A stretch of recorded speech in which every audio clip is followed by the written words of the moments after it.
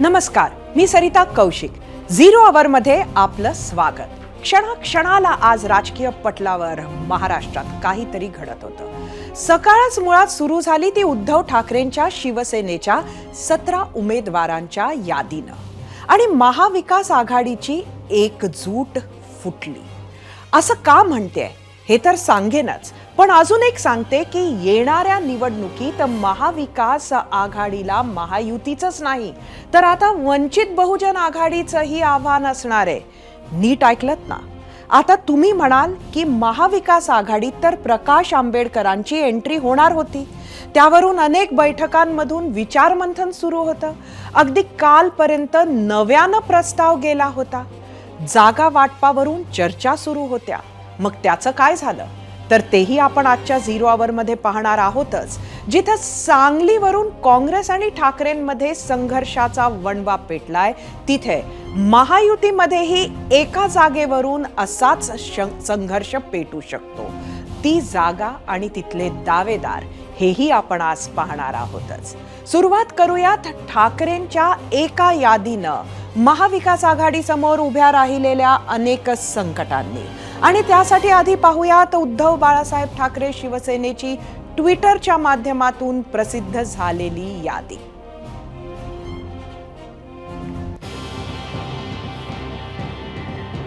नरेंद्र खेडेकर बुलढाणा, संजय देशमुख यवतमाळ वाशिम,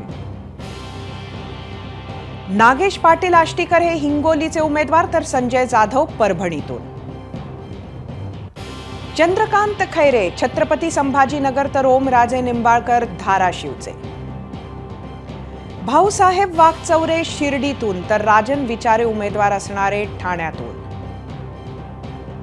संजय दीना पाटील मुंबई उत्तर पूर्व तर अरविंद सावंत मुंबई दक्षिण,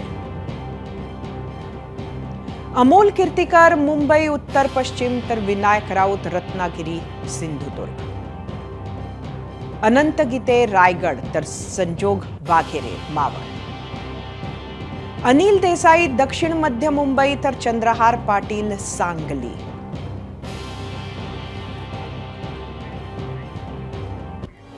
ही यादी जाहीर झाली आणि मित्र पक्षांमध्ये विरोधाची लाट उसळली. तोच विरोध पाहणार आहोत.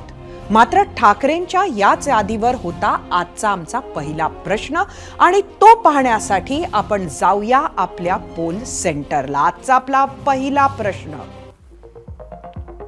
शिवसेना उद्धव बाळासाहेब ठाकरे पक्षाच्या 17 उमेदवारांची घोषणा झाली. यापैकी किती जण लोकसभेत जिंकून येतील असं वाटतं? 0 ते 5, 5 ते 10 की 10 ते 17 हे तुम्हाला सांगायचं होतं. याच प्रश्नावर महाराष्ट्राचा कौल पाहणार आहोतच. मात्र आज सकाळी ज्यांनी शिवसेनेची ही यादी प्रसिद्ध केली ते संजय राऊत यादीवर नेमकं काय म्हणाले पाहूयात. कोल्हापूरची जागा आता आमचं ठरलं की बाबा शाहू महाराज लढतायत आणि महाविकास आघाडीकडून लढतायत, त्याच्यामुळे जर ते एखाद्या पक्षाचे चिन्ह घेणार असेल तर आम्ही ती जागा त्यांना सोडू. आम्ही जागा सोडली काँग्रेसला, ती महाविकास आघाडीला. त्याच्यावरती का आता आम्ही जाऊन सोनिया गांधीकडे बसायचं का की आमची जागा आम्ही तुम्हाला दिली, आता आमचं कसं होणार? नाही, ठीक आहे, महाविकास आघाडी आता बाजूला हातकणंगले आहे, सिटिंग जागा आहे. आता राजू शेट्टींशी चर्चा सुरू आहे तिथे महाविकास आघाडीसाठी, ती सुद्धा जागा आमची जाते, मी जाऊ शकते. अशा वेळेला संपूर्ण पश्चिम महाराष्ट्रात शिवसेनेला एक जागा जर आम्ही घेत असू तर महाविकास आघाडीतल्या सगळ्या घटक पक्षांनी त्याचा स्वीकार केला पाहिजे. खरं तर आज जरी 17 उमेदवार जाहीर झाले तरी उद्या यात वाढही होऊ शकते. आज पहिले तर शरद पवार, बाळासाहेब थोरात आणि उद्धव ठाकरे अशी बैठक होणार होती. त्यानंतर उमेदवारांची यादी पत्रकार परिषदेत अपेक्षित होती, पण अशी ट्विटरवरून सकाळी सकाळी यादी घोषित करून उद्धव बाळासाहेब ठाकरे शिवसेनेनं सर्वात मोठा धक्का दिला तो काँग्रेसला. कारण परत एकदा तेच सांगली लोकसभा मतदारसंघ. सांगलीत काँग्रेसची पारंपरिक ताकद आहे असं म्हणत काँग्रेस या जागेसाठी अडून आहे, पण ठाकरे मात्र जुमानत नाहीयेत. ठाकरेंनी सांगलीवर नुसता दावा केला नाही तर डबल महाराष्ट्र केसरी चंद्रहार पाटलांचा पक्षात प्रवेश घेऊन उमेदवारी घोषित करून ते मोकळेही झाले. काँग्रेस मात्र फक्त नाराजी व्यक्त करत राहिली. एवढंच नाही तर गेल्या आठवड्यात सांगलीत भर सभेत परत एकदा चंद्रहार पाटीलच उमेदवार हे पण उद्धव ठाकरेंनी सांगून टाकले. परत एकदा काँग्रेसनं दावा सोडला नसल्याचे वक्तव्य केले. पण आज तर थेट यादीत परत चंद्रहार पाटलाचे नाव छापून काँग्रेसचे कुठलेच म्हणणे ऐकलंच नसल्याचा प्रत्यय उद्धव बाळासाहेब ठाकरे शिवसेनेनं दिला. त्याला उत्तर म्हणून काँग्रेसमध्ये असलेली अस्वस्थता श्रेष्ठींपर्यंत पोहोचवण्यासाठी विश्वजित कदमांनी यादी येताच विशाल पाटलांसह थेट दिल्ली गाठली. इकडे नेहमी संयम बाळगणाऱ्या बाळासाहेब थोरातांनी सुद्धा उद्धव ठाकरेंना आघाडी धर्माबद्दल सल्ला देऊन टाकला. तर तिथे विरोधी पक्षनेते विजय वडेट्टीवार यांनीही तिखट शब्दात ठाकरेंच्या यादीवर नाराजी व्यक्त केली आहे. शिवसेना उद्धवजींच्या त्यांनी आज यादी जाहीर केली आणि त्यामध्ये सांगलीची जागा जाहीर केली, मुंबईच्या सर्व जागा जाहीर केल्या. खरंच आम्हाला खूप नाराजी आमच्या सर्व कार्यकर्त्यांमध्ये आणि आमच्यामध्ये त्याबद्दल नाराजी आहे. एक आघाडी म्हटलं तरी आघाडी धर्म असतो, ज्यावर चर्चा चालू आहे त्यावर उमेदवार जाहीर करू नये एवढी तर काळजी त्यांनी घ्यायला आवश्यक होतं. ती दुर्दैवानं घेतलेली नाही. ती नाराजी तर आमची आहेच आहे आणि याबाबतीत त्यांनी फेरविचार केला पाहिजे हा सुद्धा आग्रह आमचा आहे. उद्धवजी ठाकरे यांनी ज्या 2 जागावर उमेदवार घोषित केलेला आहे, थोडासा आघाडीचा धर्म जर पाडला असता तर नक्कीच आपल्याला त्याचा आनंद झाला असता. चर्चा सुरू आहे. अशा स्थितीमध्ये उमेदवार घोषित करणं हे थोडा आघाडी धर्माला निश्चितपणे थोडा गालबोट लावल्याचं सारखं मला वाटतं. शिवसेना उद्धव बाळासाहेब ठाकरे गटाने आज जी काही यादी जाहीर केलेली आहे त्यात सांगलीचा समावेश त्यांनी केलेला आहे. महाविकास आघाडीने ही अधिकृत यादी जाहीर केलेली आहे असं मला वाटत नाही. आज मला वाटतं राज्याचे ज्येष्ठ नेते आदरणीय बाळासाहेब थोरात साहेबांनी त्याच्यावर वक्तव्य केलेलं आहे. त्यांनी सुद्धा मनापासून त्यावर नाराजगी व्यक्त केलेली आहे, खंत व्यक्त केलेली आहे. कोल्हापूरच्या बदल्यात सांगली असं कधीही ठरलेलं नव्हतं आणि ते आम्हाला मान्य नाही. यादी येताच फक्त मित्रपक्षांना नाही तर उद्धव बाळासाहेब ठाकरे गटातील हेवे दावेही परत एकदा प्रखर होऊ लागले. छत्रपती संभाजीनगरचं तिकीट माजी खासदार चंद्रकांत खैरे यांना मिळालं. त्या जागेसाठी इच्छुक असलेले अंबादास दानवे नाराज तर होणारच, कारण दानवे खैरे कटुता जुनीच. गेल्या खेपेला तर दानवेंनी आपल्याला पाडले ही भूमिकाच खैरेंनी सार्वजनिक केली होती. अंबादास दानवेंनी किती त्रास झाला या यादीमुळे हे त्यांच्या वक्तव्यातून कळावं ह्या पद्धतीचं ते बोलले. तर मौके पे चौका लावत शिवसेनेच्या संजय शिरसाटांनी अंबादास दानवे यांना थेट ऑफरच देऊन टाकली. कारण माझी शेवटची निवडणूक आहे आणि मी जिंकणार, कारण लोकांची मागणी होती, जनतेची मागणी होती की कोणत्याही परिस्थितीमध्ये चंद्रकांत खैरेंनाच तिकीट मिळालं पाहिजे. दानवे माझे सहकारी आहेत, मी आधीच म्हटलं तर माझे शिष्य पण आहेत आणि आम्ही सगळ्यांनी मिळून एकत्र आम्ही काम करतो. खैरेंचं काम करणार, खैरेंचं नाही, शिवसेनेचं, उद्धवजी ठाकरे साहेबांच्या शिवसेनेचं त्याचं काम मी करणार. मी कोणत्याही व्यक्तीचं काम करत नाही. कोणत्याही व्यक्तीशी मला देणं घेणं नाही. खैरेंना निवडून आणण्यासाठी काम करणार. मग शिवसेना निवडून येणार म्हणजे खैरे निवडून येणार ना. पण मी शिवसेनेसाठी काम करतो हे लक्षात ठेवलं पाहिजे. खैरेसाठी का नाही. आज जी खैरेंची उमेदवारी जाहीर झाली त्यांना सुद्धा जालन्याची बीडची जबाबदारी दिली होती, परंतु दानवेला दिली नव्हती. म्हणजे विरोधी पक्षनेता आहे का फक्त नावाला आहे, बाहुल्यासारखा त्याचा वापर करायचा. दानवेंनी जर त्यांची भूमिका बदलली तर त्यांना आम्ही निश्चित सहकार्य करू. कधी ऑफर आम्ही देणार नाही. त्यांनी जर मागणी केली तर त्याचा निश्चित विचार केला जाईल. त्याचा अंतिम निर्णय एकनाथ शिंदे साहेब घेतील. ठाकरेंच्या यादीनंतर नाराजीचे वादळ मुंबईवरही धडकले. आजच्या यादीत मुंबईच्या 6 पैकी 4 जागा ठाकरेंनी स्वतःकडे ठेवल्या. त्यावरून काँग्रेस नेते संजय निरुपम यांनी तीव्र संताप व्यक्त करायला थेट पत्रकार परिषदच बोलावली. वायव्य मुंबईची ही जागा काँग्रेसकडे राहावी आणि ती आपल्याला मिळावी यासाठी संजय निरुपम प्रयत्नशील होते. पण ती जागा उद्धव ठाकरेंनी अमोल कीर्तीकरांच्या नावे लिहून दिल्यावर भडकलेले निरुपम काय म्हणाले ते तर आपण बघूयात. पण त्याचबरोबर सांगते की एकीकडे अमोल कीर्तीकरांचे नाव ह्या यादीत आज घोषित झाले आणि दुसरीकडे त्यांना खिचडी घोटाळ्यात ईडीचे समन सुद्धा आले. त्यामुळे अजूनच घमासान सुरू झाले. एकीकडे काँग्रेस प्रदेश अध्यक्ष नाना पटोले यांनी निरुपम यांना फटकारले तर दुसरीकडे उद्धव बाळासाहेब ठाकरे सेनेनं ही तीव्र प्रतिक्रिया दिली. कोविड के जमाने में जो मुंबई के गरीब प्रवासी मजदूरों को मुफ्त भोजन कराने की जो योजना थी, उस योजना में से कॉन्ट्रैक्टर से उनने दलाली ली. जो खिचड़ी सप्लाई की गई थी उस खिचड़ी सप्लायर से उन्होंने दलाली खाई है, जिसकी छानबीन हो रही है. और ऐसे खिचड़ी चोर उम्मीदवार को शिवसेना ने हमारे सर पे थोपा है.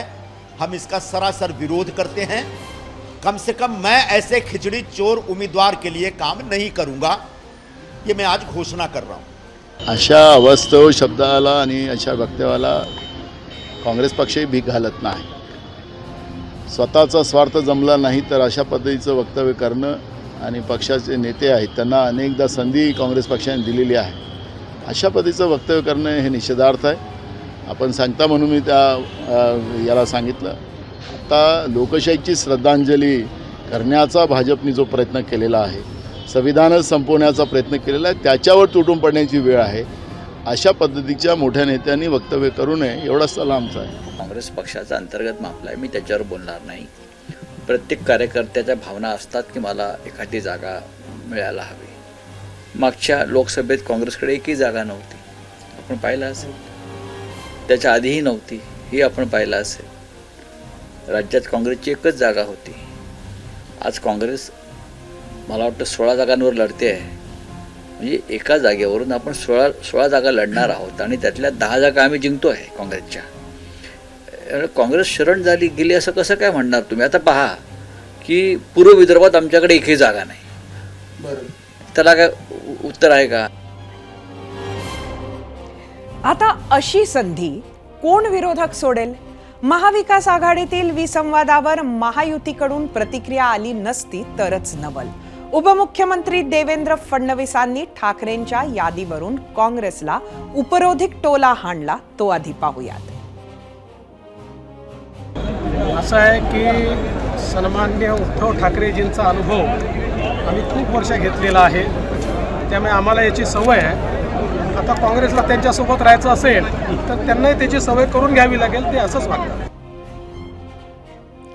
फडणवीसच नाही तर नितेश राणेंनीही ह्या संधीचे राजकीय सोनं केलं, तेही पाहूयात. आज आलेली उबाटाची यादी ह्याच्यावरती शिक्कामोर्तब करतं की उबाटाला आणि शरद पवार गटाला काँग्रेसला बाहेरचा रस्ता दाखवायचा आहे. मुंबईतल्या 6 मधल्या 4 जागा अगर उबाटात लढवत असेल तर काँग्रेसच्या हाती काय लागणार? बरं, आजच्या दिवसात उद्धव बाळासाहेब ठाकरेंची यादी हीच सर्वात मोठे सरप्राईज नव्हते, तर 1-1.5 तासातच सकाळी या यादीनंतर आले दुसरे सरप्राईज. यावेळी ते दिलं प्रकाश आंबेडकरांनी. सकाळी 11 वाजता प्रकाश आंबेडकरांनी पत्रकार परिषद बोलावली. तेव्हाच सर्वांना कुतूहल होतं की ते नक्की काय भूमिका मांडणार. तर भूमिका वगैरे काहीही न मांडता प्रकाश आंबेडकरांनी थेट 7 जागांची यादीच जाहीर करून शब्दात न सांगता थेट कृतीनेच महाविकास आघाडीची साथ सोडल्याचे स्पष्ट केले. एवढेच नाही तर काँग्रेस आणि शरद पवार आणि उद्धव ठाकरे यांच्यावर कुठल्याही प्रश्नांची उत्तरं न देता नव्या मित्रांना त्यांनी साथ घातली. काय नक्की म्हणालेत आंबेडकर? कोण आहेत हे उमेदवार आणि कोण आहेत आंबेडकरांना हवे असलेले हे नवे मित्र? आणि का हवेत ते, हे सर्व त्यांच्याच भाष्यातून स्पष्ट होईल. लोग ये मान के चलते हैं कि ये जो जरांगे पाटिल और उनके संगठन के साथ का मेलजोल जो है,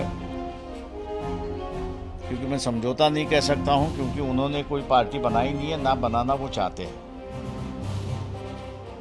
इसलिए ये जो सामाजिक गठबंधन हो रहा है, जिसको हम लोग एक राजनीतिक आयाम देने जा रहे हैं, वंचित बहुजन आघाड़ी का इस्तेमाल जो है वो परिवारवाद बचाने के लिए इस्तेमाल करना चाहते थे, कि जिसको हमने पूरी तरह से रिजिस्ट किया है. ओबीसी बहुजन पार्टी त्यांनी आम्हाला मध्यंतरी कळवलं होतं की सांगली मतदारसंघामध्ये प्रकाश शेंडगे हे लढतील. ते जर लढले तर त्यांचा आमचा पाठिंबा त्या ठिकाणी राहणार आहे. नागपूर पार्लमेंटरी कॉन्स्टिट्युन्सीमध्ये काँग्रेस पक्षाचे म्हणजे इंडियन नॅशनल काँग्रेस पक्षाचे जे उमेदवार आहेत, पार्लमेंटरी कॉन्स्टिट्युन्सी 10 नागपूर, त्यांना वंचित बहुजन आघाडीचा पाठिंबा आहे. आज प्रकाश आंबेडकरांनी एकाच वेळी मराठा आंदोलक मनोज जरांगे आणि ओबीसी नेते प्रकाश अण्णा शेंडगेंना ऑफर दिली. त्यावर जरांगेंनी 30 तारखेला भूमिका स्पष्ट करू असं उत्तर दिलं, तर प्रकाश शेंडगेंनी 29 तारखेला निर्णय घेऊ असं सांगितलं. मात्र त्याचबरोबर त्यांनी एक प्रस्तावही वंचित आघाडी समोर ठेवलाय. त्यावरच चर्चा करण्यासाठी आपल्या सोबत खुद्द प्रकाश अण्णा शेंडगे अगदी थोड्या वेळात असणार आहेत. त्यांच्याशी चर्चा करण्याआधी प्रकाश आंबेडकरांनी घेतलेल्या भूमिकेवर मित्र पक्षांसह महायुतीच्याही नेत्यांच्या प्रतिक्रिया पाहूयात. माननीय बाळासाहेब आंबेडकर यांच्यासाठी थांबलो आणि अजूनही थांबलेलो आहोत. आम्ही त्यांना 5 जागांचा प्रस्ताव कालपर्यंत दिलेला आहे. अजूनही त्यांच्याशी चर्चा होऊ शकते अशी आमच्या तिन्ही पक्षांची भूमिका आहे. आम्हाला असं वाटतं की या देशाच्या लढाईत प्रकाश आंबेडकर आमच्याबरोबर असावेत. आदरणीय आंबेडकरजी स्वतः एक प्रभावी नेते आहेत, एका पक्षाचे ते सर्व आहेत.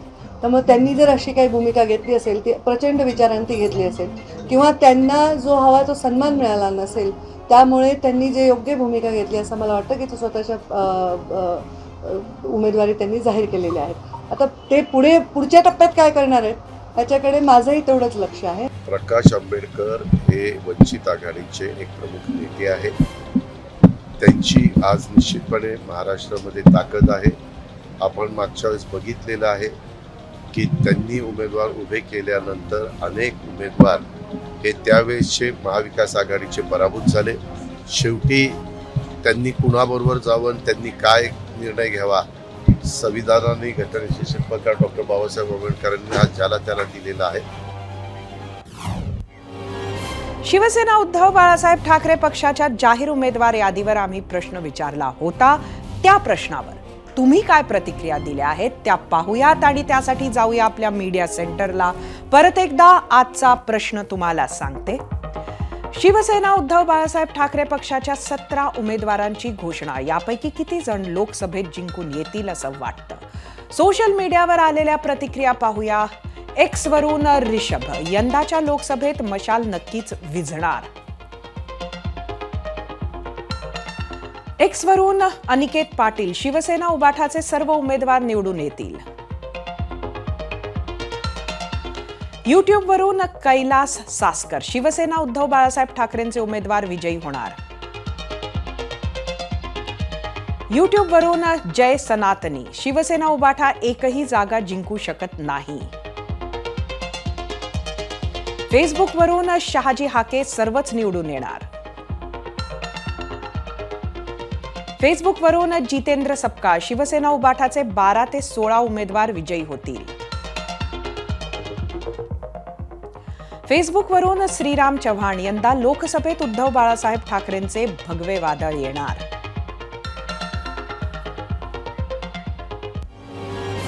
शिवसेनेनं जाहीर केलेली उमेदवारांची यादी, महाविकास आघाडीतील नाराजी, वंचितनं घेतलेली वेगळी भूमिका, जागा वाटपांचं गणित या आणि इतर विषयांवर सविस्तरपणे बोलण्यासाठी आपल्यासोबत उपस्थित आहेत ओबीसी नेते आणि माजी आमदार प्रकाश अण्णा शेंडगे. प्रकाशजी, आपलं स्वागत आहे एबीपी माझाच्या 0 आवरमध्ये.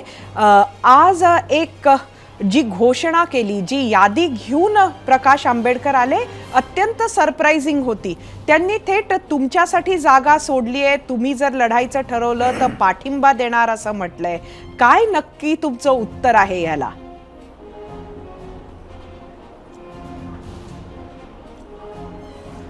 असं आहे की प्रकाश आंबेडकर आणि आमचा जो ओबीसी बहुजन पक्ष आहे, आमच्या ह्याच्यामध्ये या दोन्ही आहे आरक्षणवादी दोन्ही पक्ष आहे आणि म्हणून ह्या दोन्ही पक्षांनी एकत्रित येऊन या लोकसभेच्या निवडणुका आणि पुढे येणाऱ्या निवडणुका एकत्र लढाव्यात अशी भूमिका जी आहे, या भूमिकेतून आम्ही आंबेडकर साहेबांशी जवळपास 3 मिटिंग झाल्या. त्याचपूर्वी आमचे ओबीसी बाहेरगाव मेळावे झाले, त्यामध्ये सुद्धा आंबेडकर साहेब 4-5 मेळाव्यामध्ये हजर होते. त्या ठिकाणी त्यांनी स्पष्ट भूमिका मांडली की ओबीसी आरक्षणाचं ताट वेगळं आहे आणि मराठा आरक्षण ताट वेगळं आहे आणि आरक्षणवाद्यांनी आरक्षणवाद्यांना मतदान केलं गेलं पाहिजे. ही भूमिका घेऊन आम्ही एकत्रितपणे हे करत होतो. आज आंबेडकर साहेबांनी जी भूमिका मांडली की त्यांनी जरांगे साहेबांची काल भेट घेतली आणि जरांगे साहेब 30 तारखेनंतर काही भूमिका स्पष्ट करणार आहेत आणि त्यानंतर त्यांच्यासोबत काही युती करण्याचे संकेत त्यांनी दिलेले आहेत. पण आमची भूमिका जी आहे, एक तर त्यांनी आमची सांगलीच्या जागेला त्यांनी मला पाठिंबा दिलेला, त्याचं मी स्वागत केलेलंच आहे. त्याचप्रमाणे आम्ही ओबीसी आणि आपण लढणार आहात का? स्वतः आपण लढणार आहात का सांगली जागा लढणार आहेत अकोल्याची? हो 30 तारखेला कार्यकर्त्यांचा मेळावा आम्ही घेतलेला आहे सांगलीमध्ये. त्या ठिकाणी त्याची घोषणा जी आहे ती 30 तारखेला आम्ही करणार आहोत त्याची. दुसरीकडे आम्ही आंबेडकर साहेब अकोल्यामध्ये लढतायत, त्यांना पूर्ण पाठिंबा आम्ही त्या ठिकाणी देऊ केलेला आहे. पण बाकीच्या जागांच्या विषयी जे काही ह्याची भूमिका जी आहे, अत्यंत सरप्राइझिंग ही तुमची भूमिका आहे. कारण एकीकडे या संपूर्ण मागच्या महिन्यांमध्ये आम्ही एका बाजूला जरांगे आणि दुसऱ्या बाजूला तुम्हाला बघितलंय आणि आता आंबेडकर हे दोघांची मोठ बांधू पाहतायत. हे कसं शक्य आहे? तुम्हाला ते मान्य आहे का? नाही बघा, असं आहे की हे माझ्यामध्ये आंबेडकर साहेबांना सुद्धा मान्य होईल की नाही माहीत नाही, कारण जरांगेची भूमिका जी आहे ती पूर्णपणे ओबीसी विरोधात आहे. ओबीसी बंदच आरक्षण त्यांना पाहिजे. त्याचप्रमाणे ते जे उमेदवार ज्यांना उभा करतायत त्यांच्याकडून बॉल लिहून घेणार आहेत की कुठल्याही परिस्थितीत ते सगळे सोयऱ्याचा जो GR आहे त्याला पाठिंबा देणार आणि मराठा समाजाला ओबीसीमधून पाठिंबा देणार. पण आंबेडकर साहेबांची भूमिका नेमकी त्याच्या विरोध आहे. जे आमचे मेळाव्याचे त्यावेळी सांगितले की मराठा समाजाचं आरक्षण हे वेगळं आहे आणि ओबीसीचं वेगळं आहे. मग आता ही भूमिका जी आहे, ही जरांगेची भूमिका, ही आंबेडकर साहेब कसे घेत आहेत त्याच्याकडे आमचं लक्ष राहील. कारण आमची भूमिका स्पष्ट आहे की मराठा समाजाला ओबीसीमध्ये आरक्षण देता कामा नये. त्यांच्या आरक्षण आमचा नक्कीच विरोध नाहीये, पण त्यांना वेगळं आरक्षण जे 10% देऊ केलेलं आहे ते त्यांनी घ्यावं, पण ओबीसीतलं आरक्षण जे आहे ते घेऊ नये. कारण ओबीसी 4.5% म्हणजे जर जरांगेंना बरोबर घेतलं आंबेडकरांनी तर तुम्ही बरोबर जाणार नाही, असा याचा अर्थ काढायचा का? नाही, कदाचित जरांगे आंबेडकरांकडून बॉन्ड घेऊन मागतील की तुम्ही सगळे सोयऱ्याचा GRला पाठिंबा द्या म्हणून, आणि नक्की त्यालाच आमचा विरोध आहे. आमची पक्षाची भूमिका, आमचं पक्षच आरक्षणावरतीच आम्ही पक्ष स्थापन केलेला आहे. आरक्षणाचं संरक्षण करण्यासाठीच आमचा पक्ष आहे. आणि जर त्यातून जर हे आरक्षणाचं संरक्षण होणार नसेल, जरांगेचीच भूमिका जर हे होणार असेल तर ती नक्कीच ओबीसी आणि भटकर मान्य नसेल. आणि माझ्या मते ती भूमिका आंबेडकर साहेबांना मान्य नसेल, कारण त्यांनी ऑलरेडी एक भूमिका घेतलेली आहे. त्या भूमिकेची ते स्थिर राहतील आणि आम्हाला जे आरक्षण दिलेलं आहे ते त्यांच्या आजोबाने आम्हाला आरक्षण दिलेलं आहे. पण कालपर्यंत आंबेडकरांची चर्चा ही काँग्रेस, शरदचंद्र पवार राष्ट्रवादी आणि त्याचबरोबर उद्धव बाळासाहेब ठाकरे शिवसेनेशी सुरू होती. खरं तर तुमच्याशी ते बोलतात आहेत हे याबद्दल सुद्धा फारशी माहिती कोणाला नव्हती पब्लिक स्पेसमध्ये. त्यावेळेला काय भूमिका होती? म्हणजे कालपर्यंत ते त्यांच्याबरोबर महाआघाडीत जाणार होते, मग तुमच्याशी ही चर्चा वेगळी सुरू होती का, की तुम्हालाही बरोबर घेऊन जाणार होते? काय नक्की सुरू होतं? महाविकास आघाडीच्या जायच्या आधी आधीपासूनच आमचा जो ओबीसी महाराजा मेळावे झाले त्याच्यामध्ये आंबेडकर साहेब स्वतः आमच्यासोबत व्यासपीठावर एक भूमिका घेऊन आम्ही लढत होतो महाराष्ट्रामध्ये. आणि त्या भूमिकेतून आम्ही आंबेडकर साहेबांशी आम्ही एकत्रितपणे ह्या निवडणुका लढल्यानंतर आरक्षणवाद्यांनी जर आरक्षणावर मतदान केलं तर ओबीसी 60% आहे, दलित 16-17% दलित आहेत. आणि हे जर एकत्रच एक शक्ती झाली तर महाराष्ट्रामध्ये एक राजकीय क्रांती जी आहे ती होईल. ह्या भूमिकेतून आम्ही एकत्रितपणे आम्ही चर्चा करत होतो. आमच्या यादीसुद्धा 22 उमेदवारांची यादीसुद्धा आम्ही त्यांना दिली होती. त्याच्याविषयी आमची चर्चा झालेली आहे आणि चर्चा अजून सुरू आहे. चर्चा आमचं अजून संपलेली नाही आहे. हे जरांगेचा मध्ये जो विषय जो आलेला आहे त्याच्यामुळे आम्ही सुद्धा संभ्रमित झालेलो आहोत. त्यामुळे आंबेडकर ज्यावेळी होती त्यावेळी आम्ही त्यांची चर्चा करून त्यांची भूमिका जी आहे ती भूमिका आम्ही त्यांना स्पष्ट करण्याची विनंती नक्कीच करू. प्रकाश अण्णा, आपले खूप खूप धन्यवाद. आपण 0 आवर मध्ये आलात आणि आमच्या प्रश्नांची उत्तरं दिलीत. आता आम्ही विचारलेल्या प्रश्नावर महाराष्ट्रानं भरभरून प्रतिसाद दिला आहे. तोच कौल पाहण्यासाठी आपण जाऊया आपल्या पोल सेंटरला. आजचा आपला प्रश्न परत एकदा सांगते. शिवसेना उद्धव बाळासाहेब ठाकरे पक्षाच्या 17 उमेदवारांची घोषणा. यापैकी किती जण लोकसभेत जिंकून येतील असं वाटतं? युट्यूबवर 1,30,000 मतं.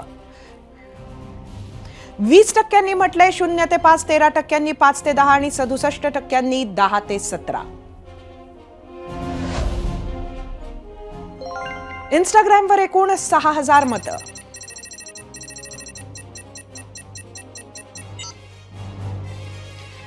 %35 म्हटलंय 0 ते 5, 22% 5 ते 10, 43% 10 ते 17. एक्सवर 4,000 मतं.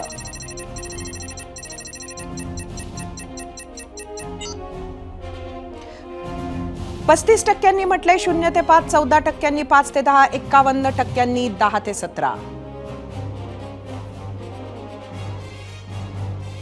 महाराष्ट्रातल्या सर्व 48 जागांसाठी चांगलीच सुरस रंगली आहे आणि पुढेही रंगत राहणार आहे. कारण इथं दोन्ही बाजूच्या प्रत्येक पक्षाला उमेदवार देताना दोन्ही आघाड्यांवर मोठा संघर्ष करावा लागतोय. आणि ज्यांनी ज्यांनी उमेदवारांची यादी जाहीर केली आहे त्या सगळ्या मतदारसंघांचा विचार केला तर 2-1 मतदारसंघांशिवाय प्रत्येक मतदारसंघात विरोधाची ठिणगी पडली आहे. त्यातच वंचित बहुजन आघाडीनं सवतासुभा जाहीर केल्यानंच ही चुरस, ही रंगत आणखी वाढणार हे नक्की. प्रकाश आंबेडकरांनी आधी शिवसेनेसोबत युती केली, नंतर महाविकास आघाडीमध्ये प्रवेश करण्याचा प्रयत्न केला.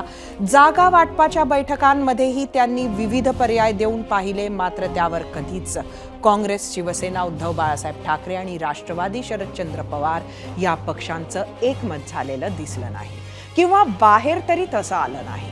सगळ्या वातावरणात एक संशयाचं, शंकेचं धुकं कायम राहिलं.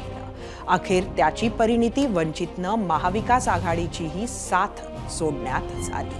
अकोल्यात प्रकाश आंबेडकरांना पाठिंबा देऊन जिथे वंचितचा उमेदवार नाही तिथे कदाचित पक्ष आणि उमेदवार बघून स्थानिक पातळीवर वंचितकडून अजूनही पाठिंबा मिळतो का हेही एखाद वेळी महाविकास आघाडी तपासून बघेल. मोदींना हरवण्यासाठी शक्य असेल ते सगळं करायचं, हीच प्रकाश आंबेडकरांची भूमिका राहिली आहे. आजच्या घडामोडींमुळे ते साध्य होईल की जास्त कठीण होईल हे मात्र बघावं लागेल. जिथं महाविकास आघाडीमध्ये एकेका जागेवरून एकजुटतेला तडा बसतोय तिथं महायुतीतही काही जागांवरून जोरदार रस्सीखेच सुरू आहे. दबावतंत्र सुरू आहे. त्यातली सगळ्यात जास्त चर्चेतील म्हणजेच नाशिकची जागा. नाशिक परंपरेनं ही जागा शिवसेनेची. इथं सध्या त्यांचेच हेमंत गोडसे खासदार आहेत. मात्र याच जागेवर छगन भुजबळ म्हणजेच पर्यायानं राष्ट्रवादी काँग्रेसनं दावा ठोकलाय. एकंदरीत आम्ही तुम्हाला काल दाखवलेल्या व्हायरल व्हिडिओवरून तरी छगन भुजबळ हेच नाशिक लढवायला स्वतः इच्छुक असल्याचं स्पष्ट संकेत मिळत आहेत. इकडे टीझर व्हायरल होत होता, तिकडे गोडसेंचं टेन्शन वाढत होतं आणि त्यात भर पडली ती साताऱ्यामुळे. आता तुम्ही म्हणाल साताऱ्यामुळे नाशिकचं टेन्शन कसं वाढू शकतं? तर सांगते. सातारा जागा राष्ट्रवादीच्या कोट्यातून, पण तिथे लढण्यासाठी भाजपचे राज्यसभेचे खासदार उदयनराजे इच्छुक. त्यासाठी त्यांनी दिल्ली गाठत ठाण मांडलं होतं. मग आता सातारा उदयनराजेंना द्यायचं असेल तर एक तर महाराजांना राष्ट्रवादीच्या चिन्हावर म्हणजेच बरीच कटुता असलेल्या अजितदादांच्या पक्षातून निवडणूक लढावी लागली असती, नाहीतर भाजपाला साताऱ्याच्या बदल्यात दुसरी कुठली तरी जागा दादांना सोडावी लागली असती. तर राजकीय वर्तुळातील चर्चांचा आधार घेतला तर साताऱ्याच्या जागेबदल्यात भाजपनं नाशिकची जागा अजित पवारांना देऊ केली आहे आणि छगन भुजबळ पिक्चरमध्ये आले.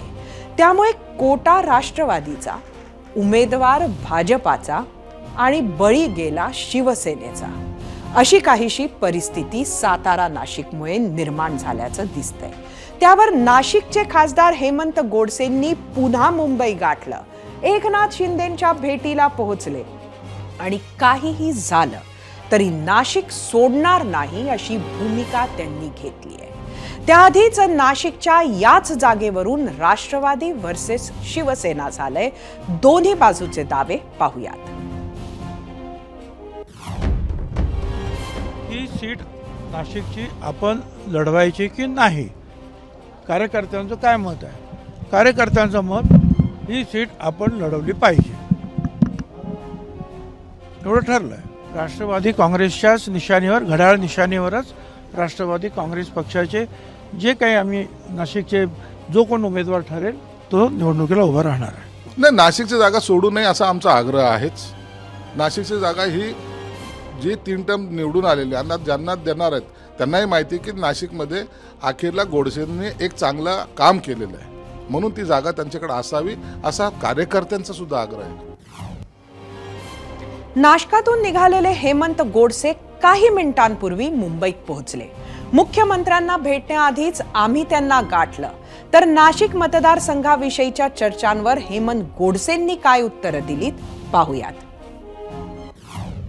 पारंपरिक नाशिकची जागा ही शिवसेनेची आहे आणि गेले अनेक वर्षापासून या ठिकाणी शिवसेनेचे खासदार त्या ठिकाणी निवडून येत आहे आणि म्हणून आमच्या सर्वच शिवसैनिकांची आग्रही भूमिका आहे का ही जागा आपल्या शिवसेनेलाच कुठल्याही परिस्थितीमध्ये सुटायला पाहिजे. ज्या पक्ष, शिवसेना पक्ष आणि धनुष्यबाण चिन्हावरती ज्या 18 जागा निवडून आल्या अशा सर्वच 18 जागांवरती आपण शिवसेनेचे उमेदवार या ठिकाणी उभे करावेत आणि त्यासाठी आपण आग्रही राहावं असं सगळ्यांचाच आग्रह आमच्या शिवसेनेचे मुख्य नेते व मुख्यमंत्री आदरणीय शिंदे साहेबांसोबत होता. मला असं वाटतं का निश्चित आम्हाला विश्वास आहे या ठिकाणी का आमचे मुख्य नेते शिंदे साहेब या ठिकाणी शिवसेनेलाच ही जागा मागून घेतील. नाशिकमधल्या याच राजकीय घडामोडीवर आम्ही तुम्हाला प्रश्न विचारला होता. त्या प्रश्नावरील तुमच्या सविस्तर प्रतिक्रिया थोड्याच वेळात पाहणार आहोत. पण त्याआधी आजच्या भागातील दुसरा प्रश्न पाहण्यासाठी जाऊया आपल्या पोल सेंटरला. आजचा आपला दुसरा प्रश्न होता, महायुतीतून नाशिकच्या जागी सगळ्यात तगडा उमेदवार कोण ठरेल? छगन भुजबळ की हेमंत गोडसे की भाजपानं दिलेला उमेदवार?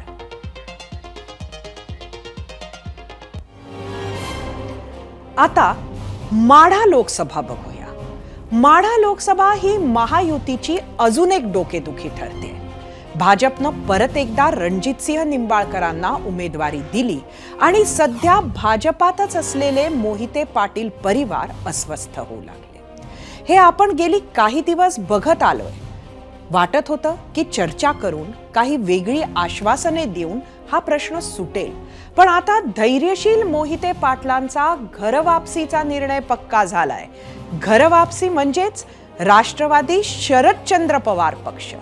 भाजप आमदार रणजितसिंह मोहिते पाटलांचा अपवाद वगळता विजयदादा, जयसिंह, धैर्यशील आणि इतर मोहिते पाटील कुटुंब उद्या शरद पवारांची भेट घेणार आहेत.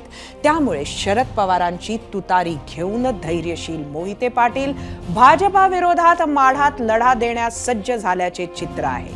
नगरमध्ये निलेश लंके, बीडमध्ये बजरंग सोनावणे नंतर माढ्यात धैर्यशील मोहिते पाटलांच्या रूपात महायुतीत उमेदवारी न मिळाल्यामुळे शरद पवारांचा आसरा शोधणाऱ्यांची संख्या वाढते.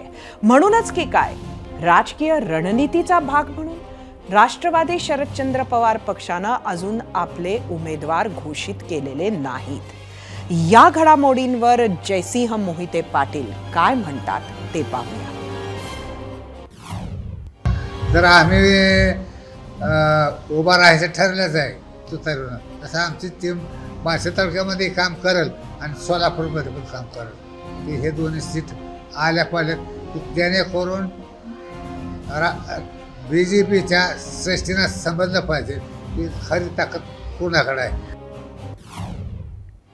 आता देशभरात भाजपच्या 7 याद्या आल्यात. त्यातील 3 याद्यांमध्ये भाजपचे 24 उमेदवार राज्यातले घोषित झाले. पण साताऱ्यातून छत्रपती उदयनराजे भोसलेंच्या उमेदवारीची प्रतीक्षा कायम राहिली. कार्यकर्त्यांमध्ये नाराजी वाढली. राज्य पातळीवर चर्चा सुरू झाली. खुद्द उदयनराजे दिल्लीत तळ ठोकून होते. अखेरीस या सर्व जोर बैठकांनंतर छत्रपती उदयनराजे भाजपचं तिकीट घेऊनच साताऱ्यात परतले. खास सजवलेल्या रथातून यात्रा काढण्यात आली. जोरदार घोषणा देण्यात आल्या. JCBतून फुलांची उधळण झाली. क्रेनच्या सहाय्यानं भला मोठा हारही चढवला गेला. यावेळी कार्यकर्त्यांचा उत्साह पाहून उदयनराजेंनाही आपली कॉलर उडवण्याचा मोह टाळता आला नाही. उमेदवारी मिळण्याबाबत झालेल्या विलंबावर उदयनराजे काय म्हणाले पाहूयात.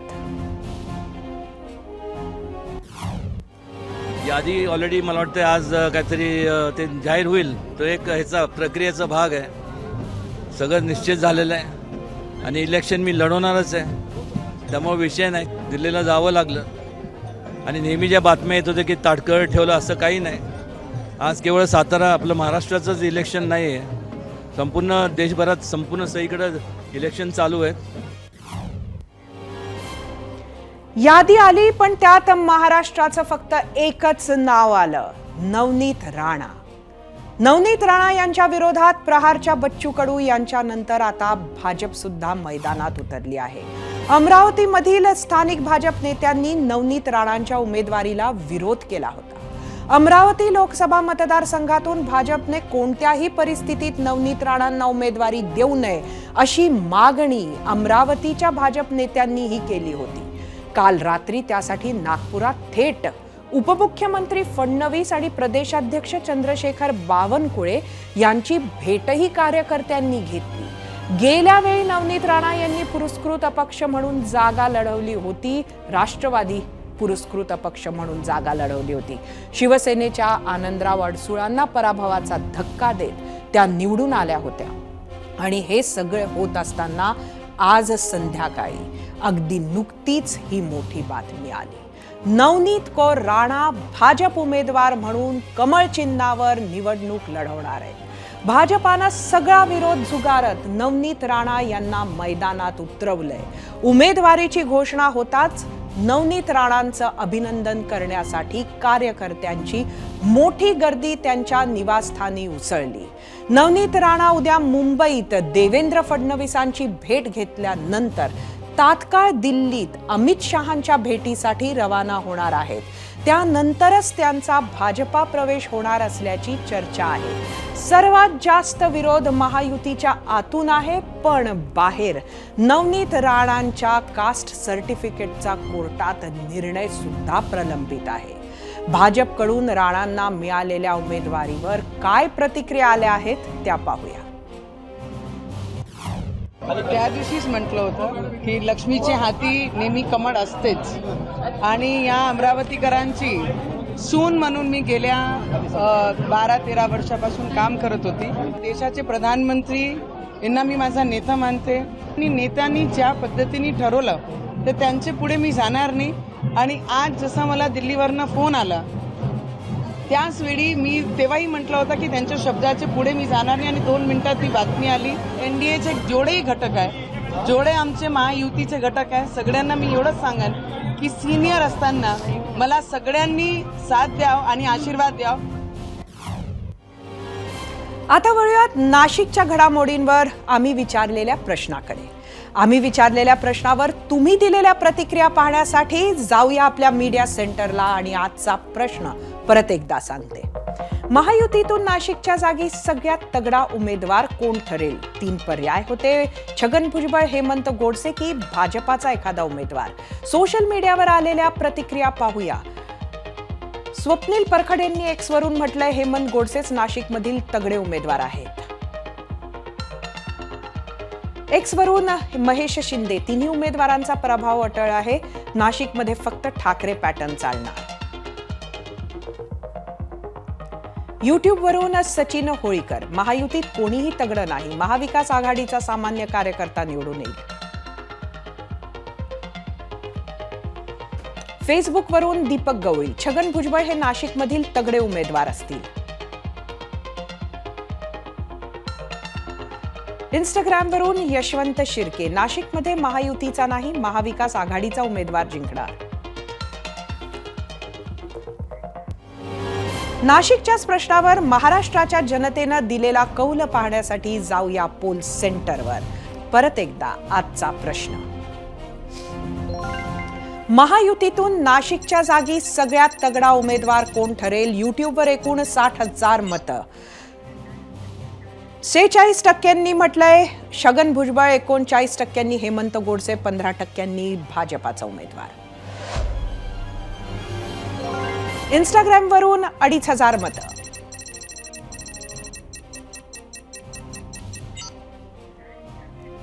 %40 म्हटलंय भुजबळ, 36% गोडसे, 24% भाजपाचा उमेदवार. एक्सवरून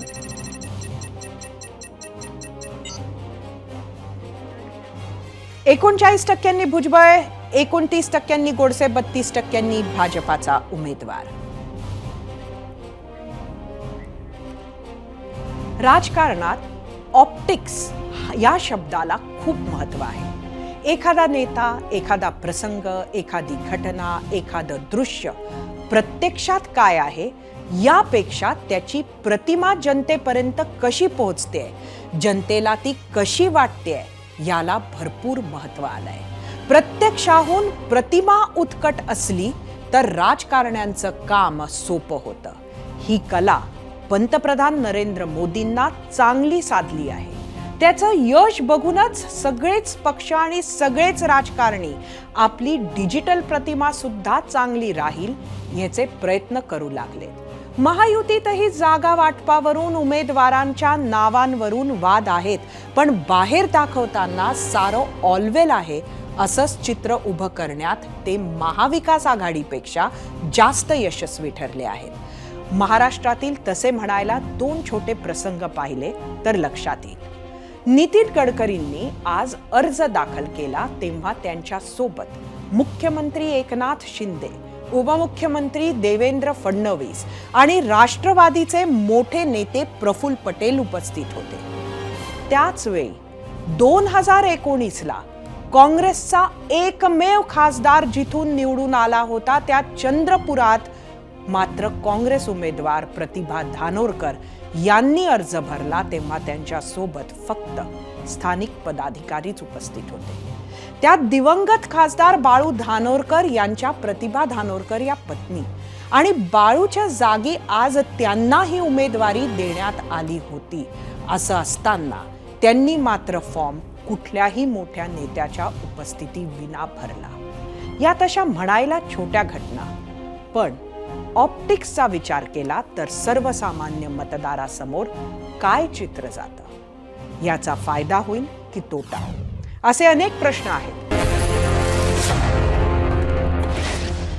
लोकसभा निवडणुकीतील पहिल्या टप्प्याचा अर्ज भरण्याचा आज शेवटचा दिवस होता. या टप्प्यात विदर्भातील नागपूर, रामटेक, चंद्रपूर, गडचिरोली आणि भंडारा गोंदिया हे 5 लोकसभा मतदारसंघ आहेत. या 5ही ठिकाणी उरलेल्या उमेदवारांनी आज अर्ज दाखल केले. नागपुरात केंद्रीय मंत्री नितीन गडकरी यांनी मोठं शक्ती प्रदर्शन करत आज अर्ज दाखल केला. त्यांच्यासोबत मुख्यमंत्री एकनाथ शिंदे, उपमुख्यमंत्री देवेंद्र फडणवीस आणि राष्ट्रवादीचे उपाध्यक्ष प्रफुल्ल पटेलही उपस्थित होते. गडकरी यांच्या विरोधात काँग्रेसच्या विकास ठाकरेंनी काल उमेदवारी दाखल केली आहे. चंद्रपुरात काँग्रेसकडून प्रतिभा धानोरकर यांनी आज अर्ज दाखल केला. त्यांची लढत सुधीर मुनगंटीवार यांच्याशी होणार आहे. भंडारा गोंदियात भाजपकडून सुनील मेंढे यांनी तर काँग्रेसकडून प्रशांत पडोळेंनी अर्ज दाखल केले. भंडारा गोंदियातच वंचितचे संजय केवटही रिंगणात आहेत. गडचिरोलीतून वंचितचे राजेश बेले यांनी आज अर्ज दाखल केला, तर काँग्रेसचे उमेदवार डॉक्टर नामदेव किरसान यांनीही आज अर्ज दाखल केला आहे. भाजपच्या अशोक नेतेंनी कालच उमेदवारी अर्ज दाखल केला आहे, तर रामटेकमध्ये शिवसेना उमेदवार राजू पारवे यांनीही आज अर्ज दाखल केला. 19 एप्रिलला पहिल्या टप्प्यातील या 5 जागांसाठी मतदान होणार आहे. या बातमीसोबत 0 आवरमध्ये आज इथेच थांबूयात.